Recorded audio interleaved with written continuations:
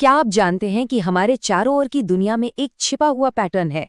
एक ऐसा पैटर्न जो परीक्षा के नंबरों से लेकर इंसान की हाइट तक हर चीज को समझने में हमारी मदद कर सकता है।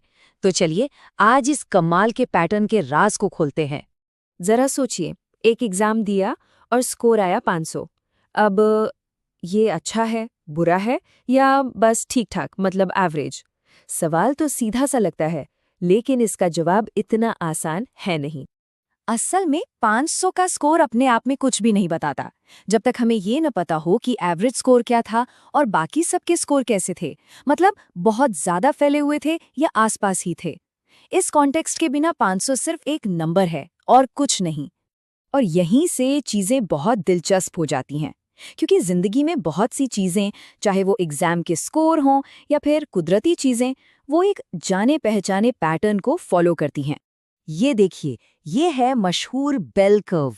इसका आकार एक घंटी जैसा है और ये बिल्कुल सिमेट्रिकल है, मतलब इसका एक साइड दूसरे साइड का एकदम शीशे जैसा रिफ्लेक्शन है। और कमाल की बात यह है कि ये पैटर्न हर जगह है। एग्जाम के नंबर, लोगों की हाइट, यहाँ तक कि एक बच्चे के जन्म लेने का समय, सब इसी कर्व में फिट हो जाता है। तो इसका जो टेक्निकल नाम है वो है नॉर्मल डिस्ट्रीब्यूशन।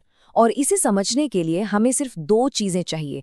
एक तो इसका मीन यानी एवरेज या बीच का पॉइंट, और दूसरा स्टैंडर्ड डिविएशन, जो ये बताता है कि डेटा इस मीन के आसपास कितना फैला हुआ है। लेकिन यहाँ एक छोटी सी प्रॉब्लम है, हर बेल कर्व अलग होता है। एक एग्जाम का एवरेज 527 हो सकता है, तो वहीं प्रेगनेंसी का एवरेज 266 दिन। तो फिर इनकी तुलना कैसे करें? अच्छा, इसका भी एक जबरदस्त हल है, एक ऐसा टूल जो हमें किसी भी कर्व के किसी भी स्कोर की तुलना करने की ताकत देता है। ये तो वही बात हो गई कि सेब और संतरे की तुलना करना। एक जीमैट का स्कोर और प्रेगनेंसी के दिन, हो सकता है दोनों ही बेल कर्व बनाते हों, लेकिन दोनों के स्केल तो बिल्कुल अलग अलग हैं। और यही एंट्री होती है हमारी जी स्कोर की। ये है हमारा यूनिवर्सल ट्रांसलेटर। ये किसी भी डेटा पॉइंट को लेता है और हमें बस इतना बताता है कि वो अपने एवरेज से ठीक कितने स्टैंडर्ड डेविएशन दूर है। ये हर चीज को एक कॉमन स्केल पर ले आता है। और इसका फॉर्मूला बहुत आसान है। z निकालने के लिए अपने स्कोर यानी x में से मीन यानी म्यू को घटाइए और जो भी आए उसे स्टैंडर्ड डिविएशन यानी सिग्मा से डिवाइड कर दीजिए, बस। ठीक है, तो अब हमारे पास एक स्टैंडर्ड स्कोर तो आ गया, जी स्कोर। पर इसका असली मतलब क्या है? इसके लिए हमें चाहिए एक कह सकते हैं एक डिकोडर रिंग, जो हमें इसकी संभावनाओं के बारे में बताए। और ये डिकोडर रिंग है जी टेबल। ये टेबल हमें बताता है कि हमारे जी स्कोर के लिए कर्व के नीचे कितना एरिया है, और उस एरिया को एक पक्की प्रोबेबिलिटी में बदल देता है। मतलब ये हमें बताता है कि हमारे स्कोर से कम स्कोर आने की कितनी संभावना है। तो अब हमारे पास सारे टूल हैं। चलिए वापस चलते हैं अपने पहले सवाल पर। जीमैट में 500 का स्कोर अच्छा है या नहीं? तो ये रहे हमारे जीमैट प्रॉब्लम के नंबर्स। हमारा स्कोर x है 500, मीन म्यू है 527 और स्टैंडर्ड डेविएशन सिग्मा है 112। चलिए इन नंबर्स को फॉर्मूले में डालते हैं। 500 माइनस 527 और फिर उसे 112 से डिवाइड किया तो जी स्कोर आया -0.24। इसका मतलब है कि 500 का स्कोर एवरेज से 0.24 स्टैंडर्ड डेविएशन नीचे है। अब हम अपनी जी टेबल को देखते हैं और -0.24 के लिए हमें वैल्यू मिलती है 0.4052। याद रखिए, ये प्रोबेबिलिटी है 500 से कम स्कोर करने की, लेकिन हमें तो 500 से ज्यादा स्कोर करने की प्रोबेबिलिटी चाहिए।